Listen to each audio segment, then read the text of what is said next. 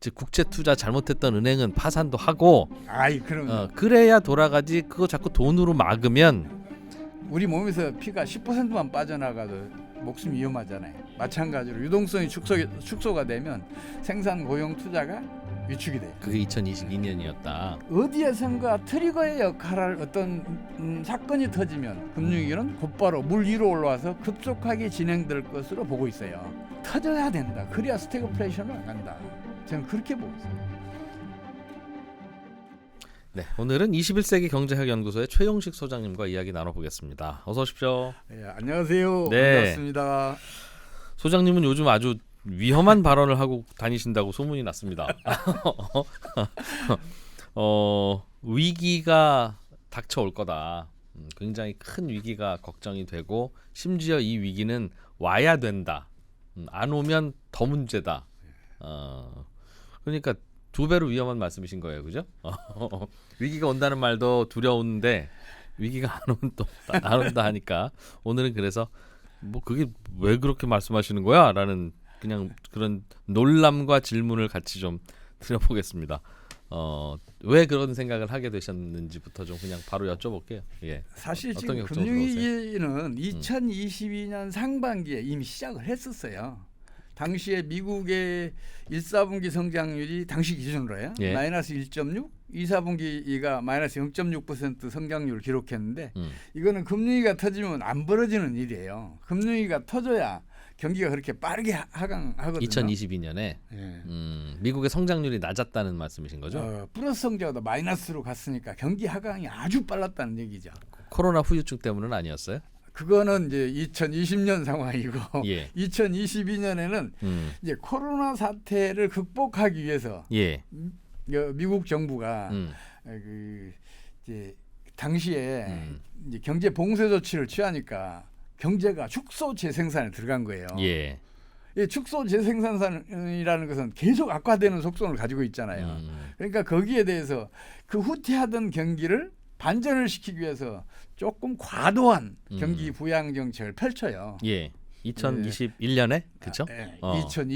2020년부터 이제 그렇게 펼치기 시작하는데 예. 2020년에 당시에 재정 지출을 42%를 증가시키고 네, 뭐 재난 지원금 뭐 다 보조금 다 줬죠. 예, 예. 그리고 본원 통화를 52%를 증가를 시켜요.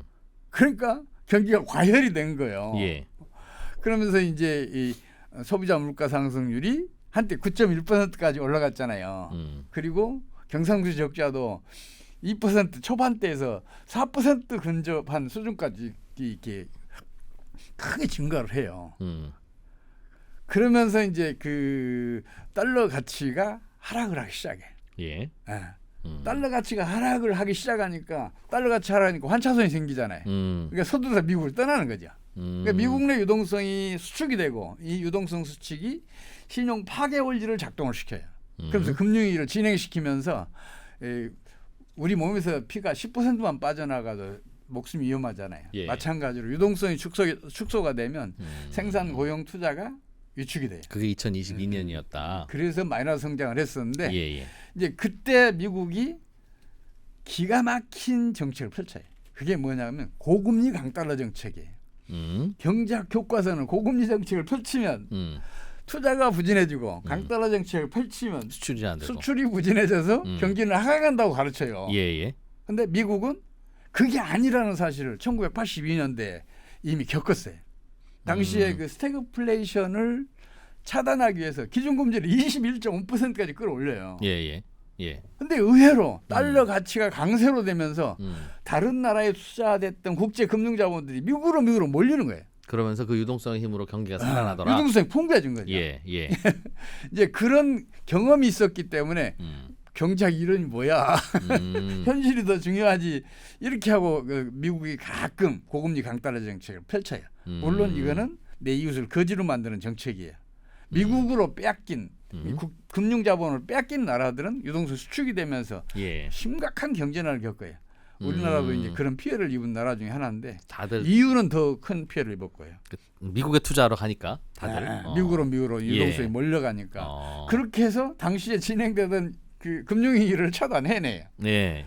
근데 이게 완벽하게 이렇게 차단한 게 아니고 이게 이제 대증요법이잖아요. 일종의 근원 치료가 아니고. 예. 그러니까 2023년 3월 8일부터 잠깐만요. 그 부분에서 미국이 금융 위기를 겪게 될 뻔했어라는 부분은 왜요, 소장님? 하면 미국에서 돈이 자꾸 빠져나가려고 하니까 금융 위기가 오려고 했었던 거야. 예, 맞습니다. 라고 설명 주셨어.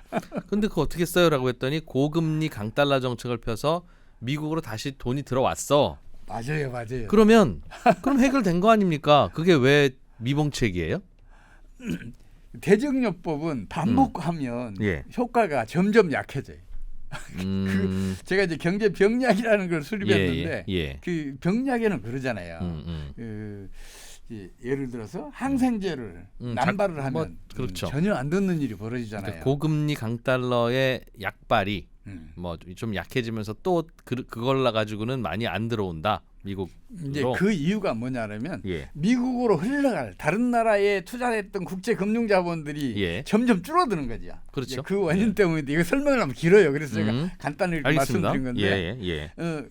그래서 이제 그래서? 2023년 3월 8일부터 실버게이트, 실리콘밸리, 시그니처, 퍼스트 리퍼블릭 연속으로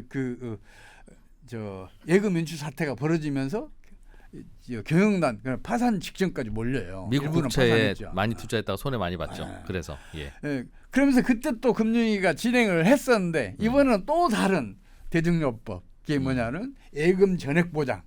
예금 인출 안 해가도 상관없어. 우리가 보장해줄게. 예. 정부가 그걸 발표를 해요. 놀라운 이제 대증요법으로 또 그걸 차단해내. 네. 근데 그래도 지금도 금융위기는 물밑에서 진행을 해요. 왜 그러냐면 당시에 파산했던 금융기관들의 자산 일시적으로 묶여 있잖아요 지금. 그 당시 은행들이 정리될 때까지는 그 자산이 묶여 있어요. 이제 그래서 그만큼 유동성이 수축되는 그 효과가 있어요. 그게 무슨 말? 묶여 있다는 게 무슨 말이에요? 파산하게 되면 자산과 부채를 정리를 해야 되잖아요. 은행들의 자산은 대출해 주는 거죠. 그 은행들 중에서는 이제 우리나라 저축은행과 같은 것도 있고 이게 시중은행이 아니에요. 작은 은행들도 있었죠. 상업은행이 아니라고요. 예. 이제 그래서 이제 그걸 저축이다 이렇게 딱 단정적으로 말씀드릴 수는 없는데 어떻든 간에 그 채권과 채무가 함께 있을 게 아니에요. 있겠죠. 그 은행들이 갖고 있었던 자산은 대출 자산일 수도 있고, 예 맞아요. 미국 국채일 수도 있고 문제가 됐다. 예. 그런 그런데요? 것들이 이제 청산될 때까지는 이게 묶여 있잖아요. 국채는 만기가 돌아와야 될 거고 대출은 다 갚아야 될 그럼요, 거고. 그럼요. 예, 그렇습니다. 예. 그만큼 유동성이 수축되는 효과가 있어요. 그래서 물밑에서 지금도 진행이 되고 있어요. 거기는 그래서 새로 대출을 내주기가 어렵다. 그래서 저는 어디에선가 트리거의 역할을 할 어떤 사건이 터지면 금융위기는 곧바로 물 위로 올라와서 급속하게 진행될 것으로 보고 있어요. 만약에 대증요법을 계속 써서 금융위기를 계속 차단하게 되면 결국은 급성질환이 만성질환으로 바뀔 수 있다. 저는 그렇게 보고 있어요. 그게 이제 그 1960년대 60년대 말부터 80년대 초까지 진행된 스태그플레이션이거든요. 당시는 재정 지출 확대를 통해서 진행되던 그 금융위기나 경기 후퇴를 계속해서 차단하다 보니까 나중에 그게 이제 만성 질환으로 옮겨가면서 스태그플레이션이 생긴 거예요. 근데 이 스태그플레이션은 이게 좀처럼 정상적인 방법으로는 치유가 안 돼요. 또 그리고 장기화되는 속성을 가지고 있어요. 뭔가 위기가 닥치면 그 닥치는 원인을 제거해서 수술을 해야 그럼요. 경제가 건강해지지. 즉 국채 투자 잘못했던 은행은 파산도 하고. 그럼요. 그래야 돌아가지. 그거 자꾸 돈으로 막으면 그놈이 다시 정신 차리고 다시 은행다운 일을 하는 게 아니라 걔네는 그 국채 만기 될 때까지 그냥 은행 문은 열었으되 새로운 대출을 못하는 그런 부실 자산을 갖고 있는 놈이 되지 않냐. 그거는 뭐 미국뿐만 아니라 구조조정을 제대로 안 하는 모든 나라들에 대해서 다 맞는 말씀이신 것 같은데, 그러면서 다들 그렇게 돈을 풀어서 해결하고 하다 보면 스태그플레이션이 나와요. 그거는 왜 그래요? 그 인과관계는 뭐예요? 경제라는 것은 순환하고 성장하잖아요. 예, 예. 그 안에 있는 재화들은 다 운동 에너지를 가지고 있어요. 예, 예. 그리고 거기 이제 들어가기 위해서 준비하고 있는 것들은 이제 위치 에너지를 가지고 있는 거거든요. 예, 예, 예. 이 모든 재화는 운동 에너지를 가지고 있어요. 네, 네. 근데 중앙은행에서 발행한 화폐는 운동 에너지가 없어요. 이게 이 화폐량이 어느 정도 수준일 때는 이제 경제가 그걸 견뎌내요. 네, 근데 네. 그게 어느 한계를 넘어서게 되면은 이 그 운동 에너지가 없는 발행된 화폐가 다른 재화들의 가치를 빼앗으면서 같이 순환을 해요. 그러니까 통화량이 돼 움직이지는 않는 돈. 이런 거 똑같은 거예요. 예. 흐르는 물에 돌멩이를 던지면 예. 돌이 흐르는 물의 운동에너지를 빼앗아서 같이 움직이잖아요. 그렇습니다. 그래서 예. 물이 흐름이 약해지잖아요. 예. 그거 똑같은 일이 벌어진단 말이에요. 그게 바로 스태그플레이션. 설명을 하면 길어요. 근데 이렇게 설명하면 쉽죠. 그러니까 돈의 물살이 약해지는 현상. 그러니까 물가 불안도 생기고 국제수지 악화도 생기는 게 스태그플레이션이에요. 거기에 실업률은 높아지고 알겠습니다. 또 성장률은 점점 낮아지는. 원래 스태그플레이션이 물가는 오르는 상태에서 경기 나쁜 현상이 결합된 거니까 방금 말씀하신 건 그러면 경기가 나빠져라고 하는 건 이해가 됩니다. 당연히 돈이 가야 되는 곳에 구조조정 안 된 것들이 자리를 잡고 있으니까 뭐 이해됩니다. 예. 이제 제일 중요한 건 그거잖아요. 우리가 앞날을 내다볼 수 있으면 엄청 좋잖아요. 예를 들어서 금융위기를 미리 내다볼 수 있으면 참 좋잖아요. 미리 네. 대비할 수 있으니까. 예. 그거는 제가 이 경제 병략을 이제 수립했다고 남들한테 자랑하고 다녀요. 예. 이게 사실은 제가 42년 걸렸어요. 1982년도에 우리나라에서 외환위기가 터졌어요. 물론 지금 완벽하게 은폐되어 있는데 예. 그때 제가 다른 나라의 외환위기 사례를 조사해서 보고하는 자리에 있었어요. 예. 그러면서 이거 이상하지 않냐. 경제학은 경제체를 하나의 유기체로 간주하고 성립했는데 왜 병약이 없냐. 유기체는 병도 들 텐데. 그럼요. 경제체보다 월등한 인체를 위해서는 병약이 필요하다. 예. 깊이 있게 그리고 넓게 발달해 있는데 왜 경제에는 병약이 없냐. 이런 판단을 했었는데 또 마침 1978년도에 찰스 킨들버거가 광기 패닉 붕괴라는 책을 발간한 게 그때 제 손에 딱 들어온 거예요. 그러면서 야 이거 봐라. 모든 금융위기는 광기 패닉 붕괴의 과정을 거친다는 것을 찰스 킨들버거가 입증한 책이죠. 세계 경제사 700년을 연구해서 이제 그 결론을 내려놓은 거예요. 예. 그렇다면 광기 패닉 붕괴가 필연적으로 일어날 수밖에 없는 없겠구나. 경제 원리를 밝히면 근데 문제는 뭐냐면 제가 찾아놓은 경제 원리를 사람들이 다 받아들여야 할 거 아니에요. 예. 그러니까 주요 임상 사례들을 통해서 그걸 증명을 해야 되는 거예요. 근데 이거는 시간이 많이 걸리잖아요. 예. 그것도 한 20여 년 걸려요. 한 40여 년 만에 그걸 했는데 그 원리는 비교적 간단해요. 세상의 재화에는 두 가지가 있어요. 재화에는 하나는 우리가 소비하는 일상적으로 소비하는 이런 재화들. 재화. 예. 그리고 또 하나는 재산형 재화. 투자 자산. 대표적으로 부동산과 주식이 있어요. 예. 이 비중이 워낙 커요. 네. 경제 내에서. 근데 금융위기는 이 부동산 시장이나 주식 시장이 붕괴되면서 아니면 같이 붕괴되면서 금융위기가 터져요. 예. 그 이유가 부동산이든 주식이든 이게 통화 역할을 일정 한도 내에서 해요. 네. 거기에다가 주식시장이나 부동산 시장이 호황이면 이게 통화 기능도 커져요. 그렇겠죠. 내가 삼성전자 주식 3천만 원어치 있으면 내 그럼요. 지갑에 3천만 원 있는 느낌과 거의 동일하죠. 맞아요. 네네. 네. 근데 이게 갑자기 이게 주식시장이나 부동산 시장이 붕괴되면 거래량도 줄고 가격도 그렇겠죠. 그러잖아요. 그럼 경제는 유동성이 수축되는 일이 벌어지는 거죠. 내 주머니에 있던 5만 원짜리가 갑자기 5천 원짜리나 1천 원짜리를 바뀌는 현상이니까. 이제 그 전에 무슨 일이 벌어지냐면 일단 일반 재화는 경제 상황에 따라서 이렇게 금방 따라가요. 예. 그 물가도 마찬가지거든요. 이제 경제 상황에 따라서 아주 이제 신속하게 반응해서 올라가게 되는데 이 재산형 재화는 한동안 가격이 안 올라요. 왜냐하면 어느 정도 저축이 축적돼야 부동산 예를 들어 내 집을 20평에서 30평으로 늘린다 그러면 저축이 충분히 축적돼야 수요가 일어나잖아요. 그렇겠죠. 그와 마찬가지로 통상적으로 한 5, 6년 정도는 축적이 돼야 부동산 수요든 주식 수요든 일어나요. 네네. 그동안에 가격이 안 올라요. 수요가 예. 안 일어나니까. 예. 그런데 한 번 딱 수요가 일어나면 가격이 그동안 못 올랐으니까 빠른 속도로 올라가요. 반영하겠죠. 네, 네.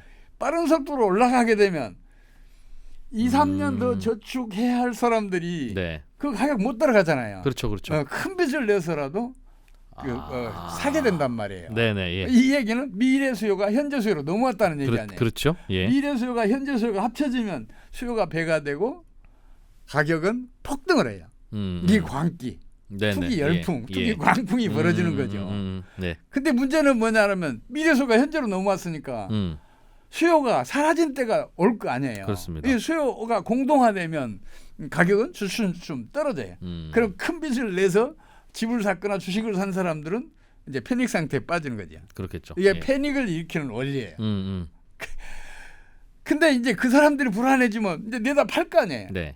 수요가 없는데 내다 파니까 가격이 더 떨어지죠. 예, 그래서 붕괴가 일어나는데 된다는. 네. 그 붕괴에는 신용 창조 원리의 역과정인 신용 파괴 원리가 작동을 하면서 더 급속하게 떨어져요. 예. 그 다음에는 이제 유동성이 축소되니까 축소 재생산이 일어날 거 아니에요. 그렇습니다. 이게 경제의 순기능들 있잖아요. 분업, 규모의 경제, 예. 또 비교 우위의 효과, 뭐 등등 이런 그 순기능들이 있어요. 네. 이 순기능들이 뒤돌아서서 역기능으로 작용하는 거예요. 그러니까 역승수 효과가 나타나는 거예요. 그러면서 이제 경제 재앙이 오는 거예요. 네, 극심한 경기 후퇴가 오고 예. 마이너스 성장을 금융위기가 터지면 통상적으로 1년에서 1년 반 정도 또 경제 정책이 잘못되면 10년까지도 이제 그런 경제난을 겪게 되죠. 우리가 이게 이제 뭐 경제 원리예요. 경험해봤던 거하고 느낌이 비슷합니까? 여러분들이 이해가 됩니다. 예. 이 경제 원리를 한번 이 방송 한번 2번, 3번 돌려보시면서 머리에 그 숙지를 해놓으시면 그럴 것 같아요. 아 금융위기 내가 예측할 수 있어 이런 마음이 드실 거예요.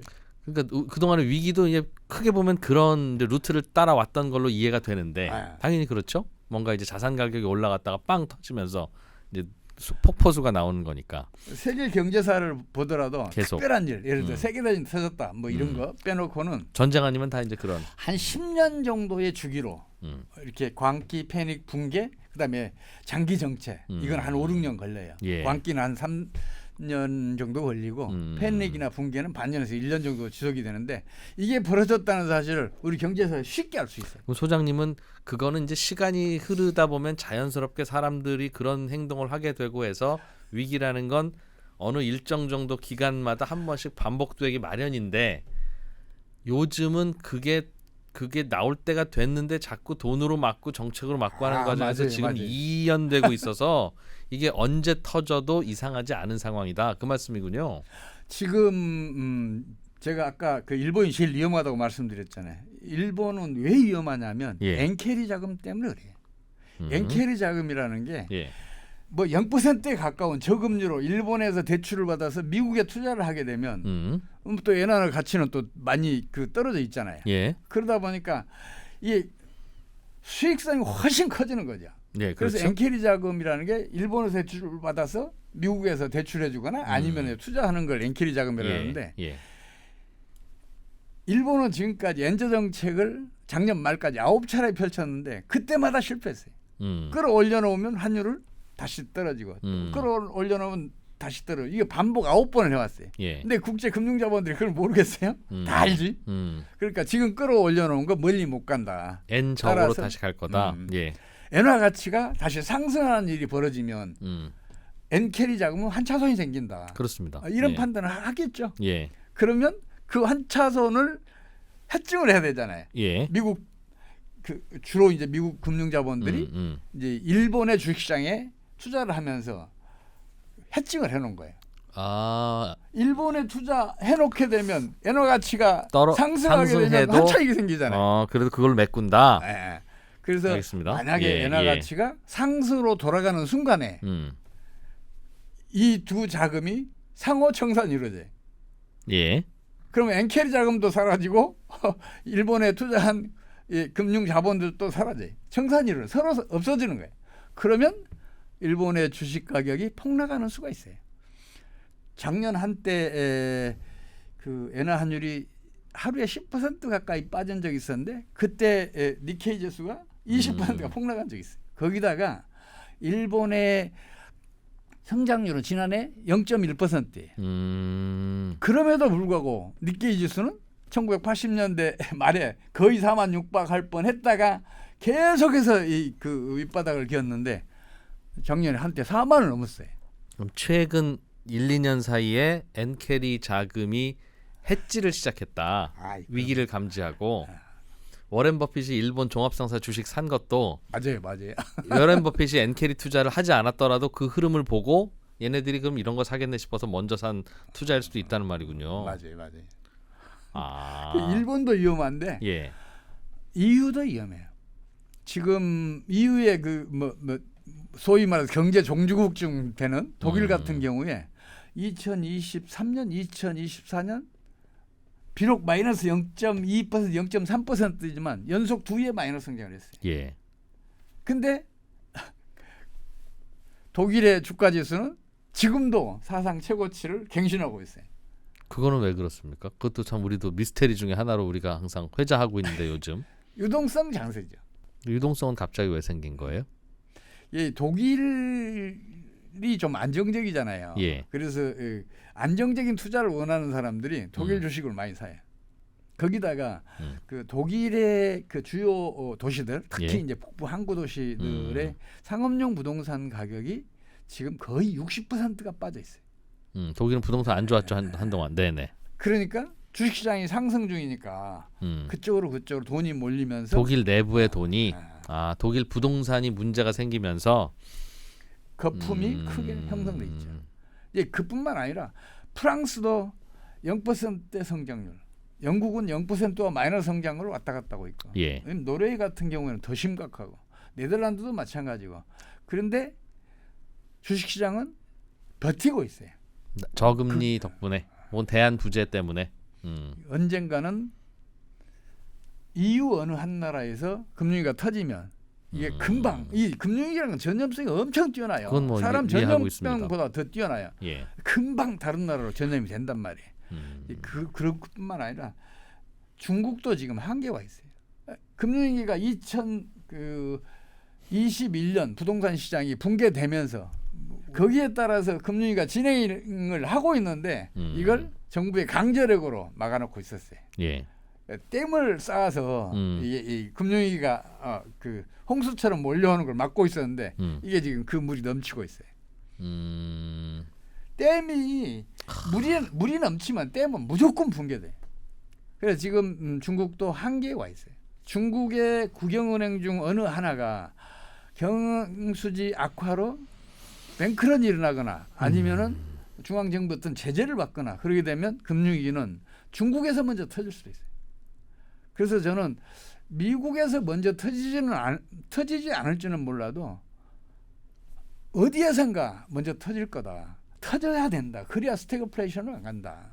저는 그렇게 보고 있어요. 그 타격을 가장 크게 받을 나라는 사실은 미국이에요. 미국 주식시장 거품이 지나치게 크잖아요. 주요 주식들 지금 그 주가 생률이라고 그러죠. PER 이게 지금 100 넘은 게 많잖아요. 경상이 100년 이상을 모아야 주식의 시가총액이 갈 수 있는데 그게 거품이 아니고 뭐겠어요. 그런 거품이 형성된 건 경제 위기를 극복 내지는 회피하기 위해서 각국 정부가 유동성을 푸는 방식으로 대증요법으로 대응하다 보니 생긴 결과물이다. 그럼요. 뭐 알겠습니다. 근데 이게 저희 입장에서는 참 판단이 어려운 게 그럼 이제 소장님 말씀 들으면 그래 이거 위험하네라고 하면 그 포지션을 투자로 생각하면 투자를 안 하거나 심지어는 숏 방향으로 포지션을 잡아야 되는데 이게 문제가 위기가 심각해지면 심각해질수록 더 많은 유동성이 필요하게 될 거고 위기를 맞아요. 넘기려면 맞아요.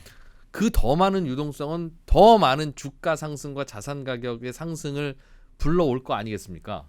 그러니 최 소장님의 말씀에 동의가 되고 설득이 돼서 그래 이게 위기가 오겠구나라고 포지션을 잡는 족족 더 투자 자산은 깨지기 마련이라서 지금 이 상황이 어떻게 해야 될지 모르겠어요. 이제 제가 그동안에 어떡합니까? 놓친 게 있어요. 네. 그게 뭐냐면 금융위기는 뭔가 트리거가 하나 발생을 해야 돼. 근데 그 트리거의 가장 대표적인 게 그 예금 인출 사태예요. 뱅크런이라고 뱅크런? 그러죠. 영어로. 예, 예. 뱅크런인데 이 뱅크런은 정책적으로 어떻게든 차단을 해내요. 뭐 예금을 예금 전액 포장 뭐 보장하면 이런 되니까요. 방법으로. 그렇습니다. 예. 근데 이제 그건 한두 번만 효과가 있고 그래도 다른 데서 뱅크런이 터지면 그 다음에는 그 구두 효과가 거의 없어지거든요. 근데 그 대목은 살짝 동의가 저는 안 되는데 예금을 전액 보장하면 굳이 왜 런을 합니까? 그러니까요. 그러니까 그건 매번 통하는 솔루션은 아니에요, 혹시? 그 문제는 뭐냐 그러면 뱅크런이 일어나는 은행은 경영수익이 악화되고 있단 말이에요. 그렇습니다. 예. 그 은행이 파산하면 파산해야 이제 새로운 은행이 생겨서 은행 역할을 하는데. 아니, 그럼요. 파산을 하게 되면 예금 즉각 못 빼내요. 보장을 해줘도 청산한 다음에 그 손실분만큼 정부에서 보전해주는 정도지 즉각 못 빼. 내가 쓰고 싶을 때 못 쓰는데. 그거야 뭐 즉각 내주고 나중에 정부가 정산할 수도 있으니까. 아, 그건 안 돼요. 예금을 전액 보장했으면 무조건 보장을 해주고 나머지는 정부가 그 떠안겠다는 법에 의해서 뜻이잖아요. 안 돼요. 일단 청산을 해야 할 거 아니에요. 예. 그 도산한 금융기관들. 그러니까 얼마가 그럼, 빵꾸 났는지가 아니, 계산이 그럼요. 돼야죠. 채권과 그 이제 채무가 서로 상세를 하고 얼마가 남았으면 거기에 따라서 잔액을 지불해야 되는데 미리 어떻게 예금을 다 지불을 해요? 어차피 보장해주기로 했으니까요. 아니, 미국 법이 그렇게 안 돼 있어요. 저도 미국은 그냥 끄덕끄덕하면 되긴 하는데 그러니 소장님 말씀은 위기가 와서 실제로 그 은행이 문을 닫으면 정부가 미국 정부가 또는 미국 중앙은행이 예금 전액 보장하겠다고 했음에도 불구하고 시간이 오래 걸릴 것이다 정산에. 아이, 그럼요. 그 경험을 몇 번 하면 그 다음부터는 뱅크런을 예금 전액 보장이라고 하는 코멘트로 못 막는다 그 말씀이세요? 아이, 그럼요. 맞아요. 정확한 그 해설이시네. 그럴 거면 먼저 나눠주고 나중 사후 정산을 하는 법으로 바꿔서라도 아마 또 그 위기는 막을 것 같기는 한데. 아이, 어쨌든 네네. 지금 열심히 막고 있는데 예. 그래서 걱정이란 말이에요. 이게 스태그플레이션으로 가는 초입이란 말이에요. 스태그플레이션으로 가게 되면 미국이 1982년도에 기준금리를 21.5%까지 끌어올리고 수년 동안 실업률이 두 자리 숫자였어요. 그렇습니다. 그걸 견뎌낸 다음에 비로소 스태그플레이션을 해소를 해요. 21.5% 한번 생각을 해보세요. 5% 넘겼을 때도 난리가 났잖아요. 예. 금리는 없다고. 근데 이게 21.5%? 다른 트리거는 없나요? 즉 다른 트리거도 많아요. 예를 들어서 이제 그 멕시코 같은 경우에 1994년도에 이제 그 외환위기가 터지는데 당시에는 대통령 후보, 집권당의 대통령 후보 그리고 사무총장이 연쇄적으로 암살을 당해요. 그러면서 정치가 불안해지면서 국내 자본들이 해외 도피가 일어났어요. 그러면서 국내 유동성이 수축이 되면서 금융위기가 진행이 된 거예요. 그런 사례도 있고 그 밖에 이제 또 정부가 그 쓸데없는 짓에서 잘못된 경제 정책을 펼쳐서 그렇게 된 사례도 많아요. 우리나라가 이제 그런 그 경험을 많이 했는데 과거 독재 정권 때 언론 통제에서 다 은폐해 놨는데 우리나라 1956년, 62년, 68년, 어허. 71년, 74년, 79년, 82년 그리고 98년 8번 외환위기를 겪었다는 사실 우리 그렇지. 한국사 전공한 경제학자들도 몰라요. 이 중에 대부분이 그 경제 정책이 트리거 역할을 했어요. 정책이 문제였다고 짚어주시니 그 얘기는 하나 좀 들어보고 싶습니다. 1962년도에 증권 파동이 일어나잖아요. 예. 정치 자금 조성하느라고. 이거 하나 거기에다가 통화개혁을 해요. 그러면서 당시에 경제난이 얼마나 심각했는지 통계가 없어. 그럼 뭘로 알 수가 있냐 그러면 당시에는 동아일보가 신문 시장 한 4분의 3을 차지하던 때인데 동아일보 사회면 보잖아요. 어느 군 어느 면에 누가 죽었다더라. 딱 두 줄짜리 기사가 종종 눈에 띄어요. 근데 추산을 하는 사람들인데 삶이 어려우니까 그때 수십만 명의 아사자가 나타났다는 얘기를 해요. 그게 맞는지 안 맞는지 모르는데 실제로. 어떻든 간에 그때 굶어 죽은 사람이 많았어요. 그것도 일종의 뭔가 그 경제를 선순환시키기 위한 거일 텐데 그래도 그런 거는 썼으면 안 되는 거였는데 너무 센 거 썼다는 말이군요. 그럼요. 그러니까 소장님 말씀은 야 이거 죽어가는 경제는 빨리빨리 수술을 해야지 살아나라는 말씀도 하시지만 아이 그럼요. 근데 지금은 그 수술 너무 세게 하다가 그때도 한번 큰일도 났었다라는 말씀도 하시니까 이게 참 애매하네요. 그러니까요. 수술도 체력 봐가면서 하잖아요. 이제 영양제 주사도 놓고 알겠습니다. 뭐 이제 체력을 살려놓고 이제 수술을 해야 되는데 이 경제 정책이 급한 사람들이 이제 체력이 수술을 못 견디는데 수술하는 경우가 생기면 그 바로 이제 파멸로 가는 거지. 미국에서는 혹시 어떤 일 벌어질 걸로 이런 예상 시나리오는 없으십니까? 지금 이 상업용 부동산 시장이 엄청 어려워요. 예. 지금 그 최고가에 뭐 80% 떨어져서 거래되는 경우도 있고, 예. 60% 40% 거래되는 경우도 많고, 또 공실률도 주요 도시들이 대부분 30% 넘는다 그러잖아요. 예. 이 상업용 부동산에 연루된 투자자, 금융기관들이 예. 그 중에서 어느 한쪽에서 파산하기 시작하면 그게 트리거 역할을 할 수도 있어요. 그러면 요거를 아는 분들은 미국의 정책 당국자, 일본의 정책 당국자, 뭐 유럽도 말씀하신 들여다보는 거, 야 이거 한국의 최용식 소장님이 했던 그거 나도 사실은 알긴 알아 하는 것들이 있을 거 아니겠습니까? 그럼 그걸 막기 위해서는 유동성을 붓는 수밖에 없지 않겠어요? 그 금융위기가 터지게 되면 기준금리를 0.25%까지 낮춰야 돼. 그리고 유동성을 대규모로 공급을 해줘야 돼. 예. 2008년 말에 미국이 번원 통화를 2배를 내요. 예. 기준금리도 좀 시간 간격은 있지만 5.25%에서 0.25%까지 낮춰요. 그러면서 당시에 진행되던 신용 파괴 원리를 차단을 해내. 물론 2008년, 9년 연속 2회 마이너스 성장을 했지만 당시에 금융위기 진행되는 것은 대공황 때보다 심각했어요. 예. 스프레드가 대공황 때가 2배였으니까. 근데 그걸 1년 만에 차단해내. 그래서 금융위기라는 것은 그게 얼마나 심각하게 진행되느냐는 예. 정부가 얼마나 과도한 경기 부양 정책을 금융위기 터지기 전에 펼쳤느냐가 심각성을 결정을 하고 그리고 그 이후에 경제적 타격은 얼마나 정부가 신속한 그리고 적절한 정책을 제때 펼쳤느냐에 따라서 그 타격의 크기가 결정이 돼요.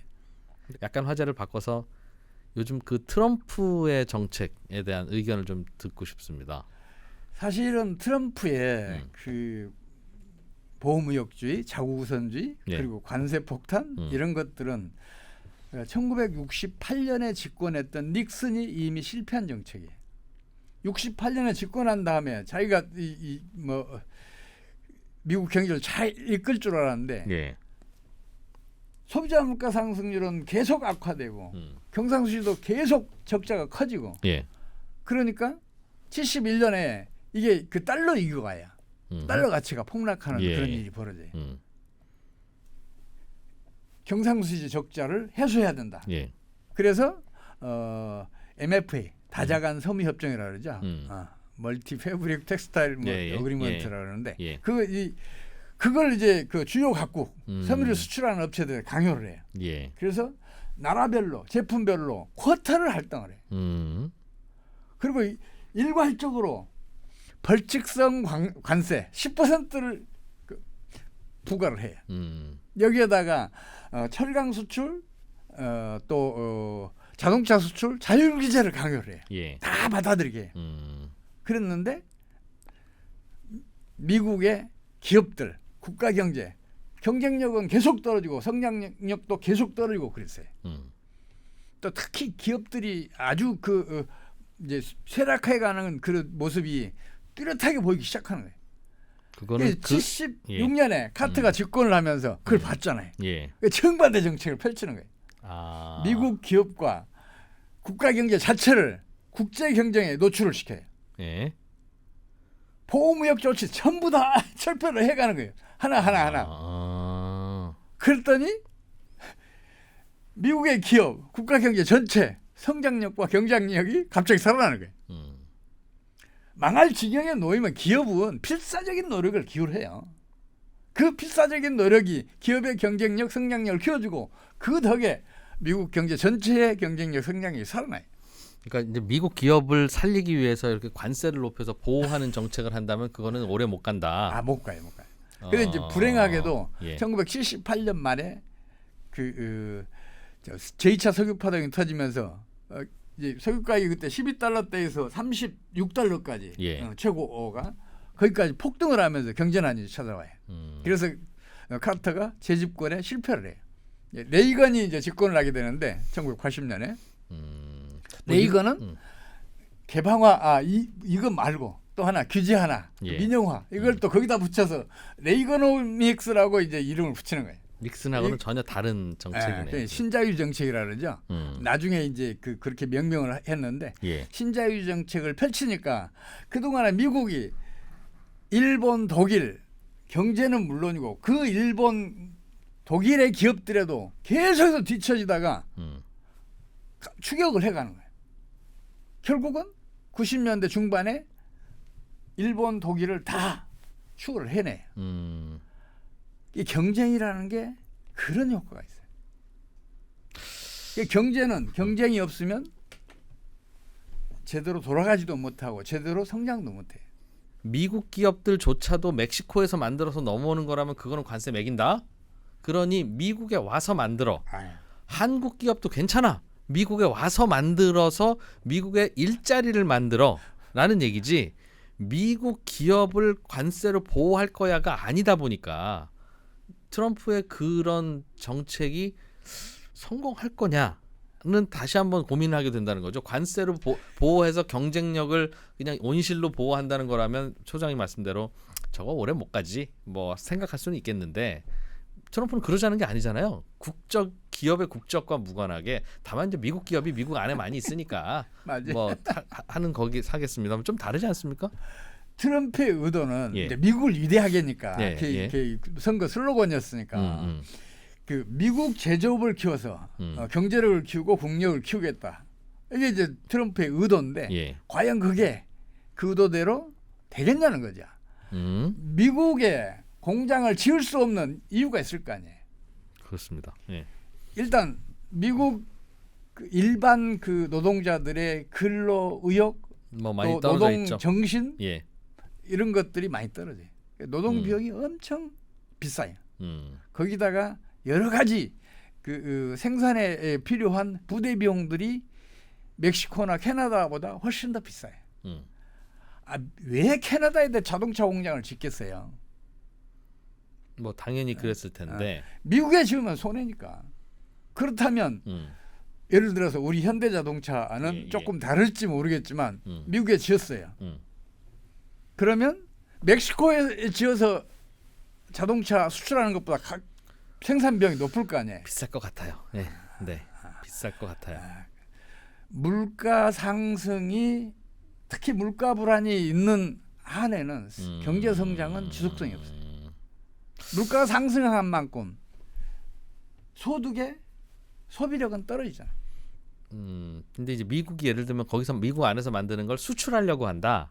그런 전략이라면 경쟁력 없을 것 같은데 미국은 어차피 미국은 이대로 놔두면 수입만 해다 쓰는 그냥 서비스 왕국이 될 것 같으니 미국에서 제조업을 해서 거기서 만든 괜히 가성비 떨어지는 것이라도 거기서 만들어서 거기서 소비하면 괜히 월마트에서 캐셔로 10명 모자 돌리는 것보다는 캐셔 5명, 나사 조이는 거 5명 해서 돌리는 게 우리 미국 경제에는 도움이 된다. 그런 생각 아닐까요? 수출을 하려는 게 아니라?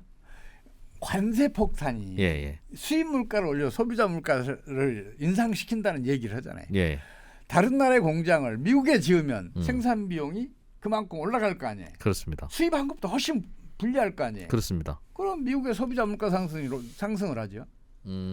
통상적으로 성장률보다 미국은 한 2% 정도 낮은 게 그 정상이에요. 우리나라는 한 3% 정도. 근데 그게 역전이 돼봐요. 예.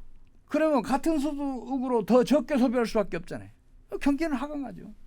경제라는 건 항상 양면을 봐야 되는데 트럼프는 한 면만 보고 있는 거예요. 제조업을 키우겠다는 거예요. 그러면 트럼프 정책이 전 세계 거시 경제는 어떤 영향으로 나오게 될까요? 미국 또는 뭐 한국 내지는 일본, 유럽, 중국. 지금 제일 지금 심각한 게 하필이면 금융위기가 터지기 직전에 지금 보호무역주의 정책을 강화하고 있어요. 예. 대공황 때 그랬단 말이에요. 거품은 많은데 당시에 보호무역을 한다. 1929년도에 예. 그 미국 주식시장이 붕괴되면서 금융위기가 진행을 했어요. 예. 그때 후보 대통령이 홀리 스무트 관세법을 통과시켜서 관세를 대폭 인상하고 또 그 관세 이외의 그 보호무역주의 정책들도 강화를 해요. 세계 대공황이 세계사에서 가장 경기 하강이 깊었고 그 기간도 가장 길잖아요.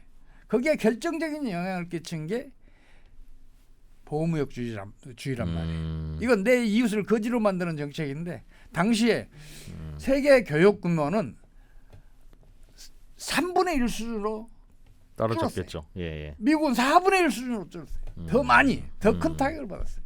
보호무역주의가 국내 산업을 보호하고 국내 고용을 보호할 것 같았는데 실업률은 한때 28%까지 올라가요. 전 세계가 연결돼 있다 보니까. 도시 실업률은 40% 훌쩍 넘어가요. 그럼 미국의 이번 정책이 걱정하시는 그 금융 위기의 트리거가 될 수도 있겠네요. 그럼요. 지금 그럴 가능성이 아주 높아요. 지금 사실은 세계의 주식시장들이 그런 대로 유지되고 있는 이유는 미국 연준을 중심으로 해서 주요 중앙은행들이 일상적으로 화상통화를 해요. 예. 그래서 어느 나라의 주식시장이 2, 3% 이렇게 급락을 하거나 그러면은 예. 즉각 갖다 바치고 주식시장 부양하자, 예. 같이 하자 이런 합의를 도출해서 잘 막아왔어요. 근데 그게 언제까지 지속되겠냐는 거죠. 미국이 자국 우선주의 정책을 펼치는데 거기다가 그 우크라이나 전쟁을 보면 미국이 지금 공격하는 것은 자기 최우방 민주국가, 자본주의 국가, 예. 자기가 좋아하는 나라는 독재자가 지배하는 나라, 사회주의 국가 뭐 이런 거잖아요. 예. 미국의 동맹들이 협약을 한 거죠. 그러니까 미국 경제 정책이 언제까지 공조를 해주겠어요. 이게 점점 어려워진단 말이에요. 지금은 트럼프는 장사꾼 출신 정치인이다. 그래서 이익이 된다면 체면이고 위신이고 또 명성이고 다 버리고 이익이 되는 쪽으로 움직이는 게 장사꾼이다. 트럼프도 조만간 그렇게 될 거다. 이렇게 보고 지금은 좀 과격한 이런 반격 이런 건 안 하고 있어요. 이유도 자꾸 미국 그 비율을 맞추는 그 언사들을 쓰잖아요. 조만간 니들 바뀌지 않을 수 없을 거야. 이런 트럼프. 게 뒤에 지금 깔려 있을 거예요. 시간 끌다 보면 트럼프 임기 끝나면 대충 해결될 문제로 본다는 그런 것도 있고. 네. 한국은 뭘 대비하거나 하기도 좀 그렇겠습니다. 우리나라는 세계적으로 이게 사실은 참 못된 건데 세계적인 금융위기가 터지더라도 우리는 그걸 극복할 수 있는 정책 수단을 확보할 수가 있어요. 우리 지금 환율 오늘 1,470원 올랐다 내렸다 그러더라고요. 60원대로 떨어졌다 올라갔다 뭐 이거 그러고 있던데 만약에 우리 환율이 1,000원대로 떨어져 봐요. 무슨 일이 벌어져요? 수출하기 어렵겠죠. 우리나라 투자하면 한 차익이 47%잖아요. 그렇죠. 그럼 우리나라 투자하지 않을 사람이 누가 있어요? 미국으로 떠났던 우리 국내 금융자본들, 국제 금융자본들 다 한국으로 몰려올 거 아니에요. 그러면 유동성이 풍부해져요. 그러니까 유동성이 풍부해지면 신용 파괴 원리 작동을 차단해낼 수 있어요. 그뿐만 아니라 풍부해진 유동성이 생산, 고용, 투자를 촉진을 해요. 그러면서 성장률 높아지고 다른 나라들 다 어려운 지경에 있어도 우리나라는 홀로 경제 호황을 누릴 수도 있어요. 환율이 1,000원까지 가면 그런데 환율이 어떻게 그렇게 갑니까? 지금 1,500원인 환율이. 그거는 얼마든지 가요. 우리나라는 1998년부터 지금까지 누적 경상수지 흑자가 1조 2천억 달러예요. 1조 2천억 달러의 외환이 국내에 투입된 거예요. 수요보다 더 많게 공급이 그만큼 투입된 거예요. 환율은 떨어졌어요. 근데 안 떨어졌어요. 그게 다 이유가 뭐겠어요? 다 미국 주식으로 가고 미국 채권으로 가고 그러고 그건 그렇죠. 최근의 일이고 그동안에는 정부가 강력한 환율 방어 정책을 펼쳐왔어요. 외환 보유액으로 쌓았다는 거죠. 못 빠져나가게. 네. 국내 경제는 환율이 오를 때 급강하해요. 지금 네. 우리 경제는 가장 결정적인 원인이 고환율 이해됩니다. 정책. 그러니까 내수가 잘 안 살고 그러는 게 다 이제 그런 연결고리가 있다는 데에 대해서는 동의가 되는데 우리나라가 국민소득 이렇게 3, 4만 불 가는 거가 수출로 벌어들이는 돈 때문이고 우리나라가 만든 게 많이 소비되고 또 생산되고 하는 게 GDP고 경제 성장인데 만든 거를 우리나라 국민만 소비하면 삼성전자의 디램이라든가 뭐 휴대폰이라든가 현대차의 자동차가 그렇게 많이 만들 필요 없잖아요. 그러면 요만한 사이즈 경제가 되고 이렇게 돌아가는 건데 그거를 많이 만들어서 많이 팔아야 판 돈으로 우리가 먹고 사는 거니까 수출을 해야 우리가 잘 살지. 그 최영식 소장님 말씀은 맞기는 맞는데 그거 내수만 살려서는 우리 다시 2만 불 될 걸요라는 말은 어디가 틀린 거예요, 그럼? 그 사람들이 무능한 게 아니라 현재 경제학이 무능해요. 심지어 가격 이론도 예. 그 전제 조건들 있잖아요. 완전 경쟁, 예. 완벽한 정보, 그리고 합리적인 행동, 신속한 균형 뭐 이런 조건을 가장 근접한 주식시장. 주식시장에서 가격 이론으로 투자하는 사람 보셨어요? 하나도 없잖아요. 예. 소득 이론은 더 심각해요. 경제학이 가르치는 대로 경제 정책을 펼치면 예. 경제가 결단 나는 경우가 많아요. 반면에 우리가 환율이 예. 떨어지잖아요. 예. 오히려 수출은 급증을 해요. 환율이 떨어지면 왜요? 왜 그런지 그 경제학 이론은 해명이 안 돼요. 그러니까 환율이 내려가면 수출이 늘어나는 게 아니라 수출이 늘어나니까 환율이 내려간 거 아닙니까? 아니에요. 환율이 떨어지면 수출은 더 급증을 해요. 그러니까 이거는 그게 우리나라가 같이 일어나다 보니 그냥 서로 상관관계가 있는 건데 인과관계로 파악하면 이상하죠. 우리나라가 예. 이걸 두 차례 경험을 했어요. 1980년대 후반 또 2000년대 초중반. 뭐 대표적으로 2000년대 초중반만 말씀을 드릴게요. 조선 수출 많이 되면서 환율 900원대 갈 뻔했죠. 예. 2001년 말에 우리 환율이 1326원이었어요. 예. 2007년 말에는 10월 말에는 907원. 예. 그 사이에 수출이 2.5배가 증가해요. 연평균 증가율로 17%. 예. 예년에 서너 배. 예. 경상수익자는 계속 커져요. 왜 그러겠어요? 환율이 떨어지잖아요. 예. 수출 기업들 다 도산지경에 몰려요. 그렇죠? 그럼 수출 기업들은 그냥 망하고 가만히 있나요? 아니잖아요. 수출 기업들 살아남기 위해서 몸부림칠 거 아니에요. 100달러짜리 수출하던 기업은 그게 경쟁력으로 나온다. 150달러짜리 개발해야 돼. 이걸로도 안 돼. 200달러짜리 개발을 해야 돼. 당시에 그런 기업들의 피나는 노력이 우리나라 경상수지 흑자를 2015년에는 무려 GDP의 7.9%까지 확대를 시켜요. 환율이 떨어지잖아요. 기업은 망하기 때문에 강해요. 그래서 오히려 수출이 증가해요. 그뿐만 아니라 우리나라 지금 수출품은 다 명품대로 올라가 있어요. 자동차든 TV든 등 전자제품이든 심지어는 중소기업이 수출하는 것도 다 명품들이에요. 그게 900원대 환율을 겪어낸 그 결과다라는 말씀이고요. 명품은 가격이 비싸면 비쌀수록 더 존중을 받고 더 잘 팔려요. 우리 수출은 가격이 올라갈 때 더 잘 돼요. 현대자동차가 깡통 자동차 만들던 그 세상에 그 비웃음을 사던 현대자동차가 지금 세계적인 자동차 메이커로 부상을 했잖아요. 강하게 키워서 그렇다는 말씀이군요. 현대자동차는 자동차 가격을 계속 올려가는 거예요. 물론 미국에다가 연구소를 차리고 세계적인 그 자동차 저 기술자들 모아서 연구하기 위해서 품질을 계속 향상시킨 것도 있는데 조금 판매 전략도 뛰어났고 품질을 계속해서 높여가고 계속해서 가격을 올려가니까 일단 중고차 가격이 원래 신차 샀던 가격보다 더 비싸게 팔려. 경상수지 흑자가 계속 늘어나는데 환율이 올라가기만 하면 그러면 그거는 지속될 수 없다는 말씀이 그러면 기업들이 가격 경쟁력으로만 버텨보려고 혁신을 안 하게 되는 문제 때문에 그렇다는 말씀이군요. 그러면 생각을 해봐요. 환율이 올라서 이익이 충분히 보장되는데 누가 모험적인 투자를 하겠어요? 그런 얘기. 모험적인 투자 안 해요. 말씀 맞죠, 그 말씀은. 살아남으려면 모험적인 투자를 하잖아요. 고환율 정책은 우리 기업들에 대한 정부의 과잉 보호고 그 과잉 맞아요, 보호 맞아요. 때문에 기업들이 더 못 크고 있는 거다. 지금부터 환율을 그런 고환율 정책을 포기하면 전 세계 경제가 어려워져도 우리나라 원화 가치는 올라갈 것이다. 환율 떨어질 거다. 그렇게 보시는 거예요? 당연히 환율은 떨어져야 마땅해요. 경상수 흑자가 그만큼 큰데 그럼 환율은 그러니까 정책의 힘이 약해지면 시장의 힘이 강해져요.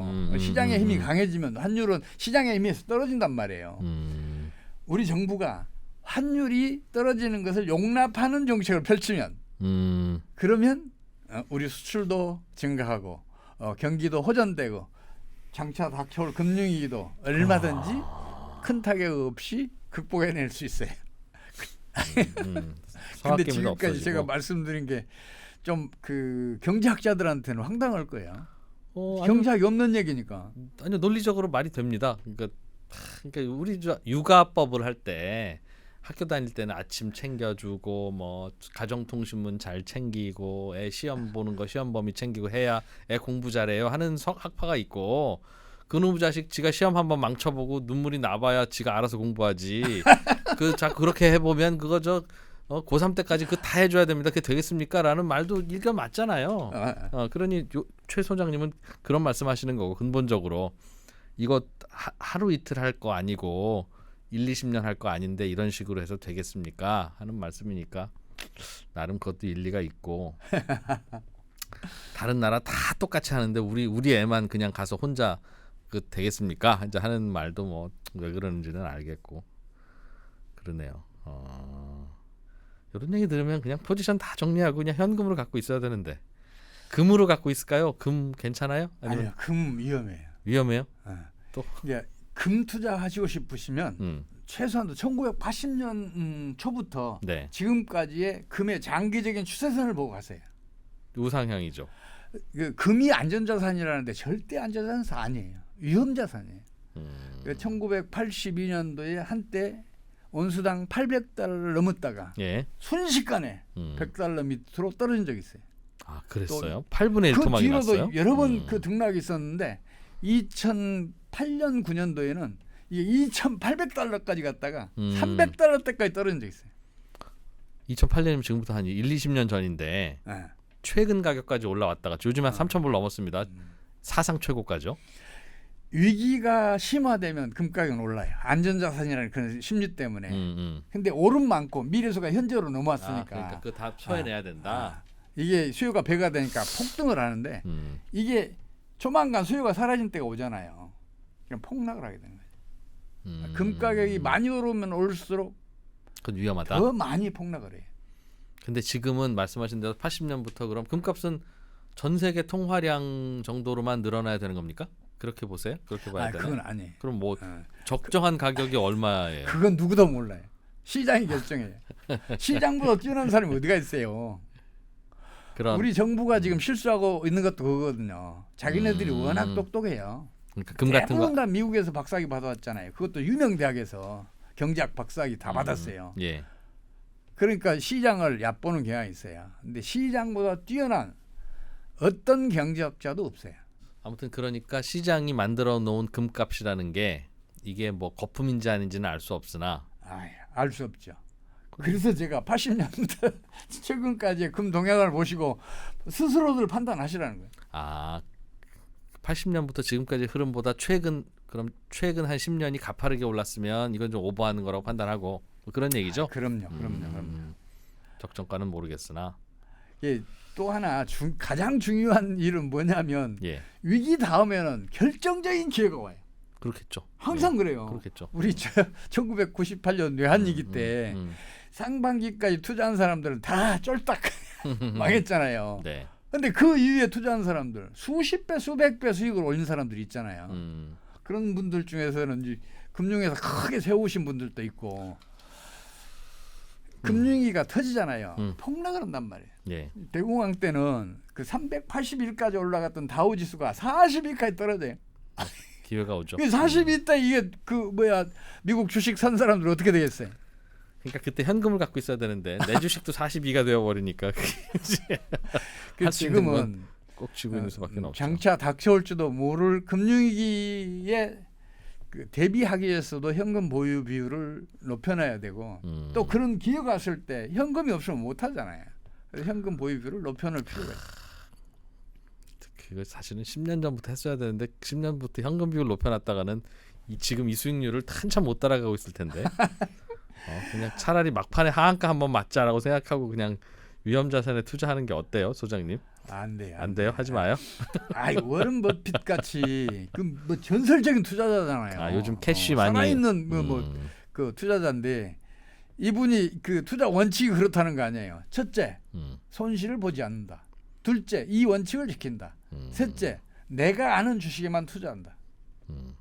IT? 나는 몰라. 그러니까 안 해. 이 원칙을 지켜서 어느 누구 못지않게 최고의 수익률을 또 최단기간 기록하고 있잖아요. 이 원칙 지켜야죠. 그러면 앞으로 손실 날 것 같으면 지금 과감하게 정리해서 가지고 있으면 과거에 봤던 손해 다 복구할 수 있는 기회가 온다니까요. 평소에 잘 못 듣던 이야기 듣는 게 더 중요하기도 하니까요. 오늘은 매우 유익한 시간이 됐던 것 같습니다. 21세기 경제학연구소 최용식 소장님 종종 모셔서 좀 얘기 좀 들을게요. 고맙습니다. 고맙습니다. 네.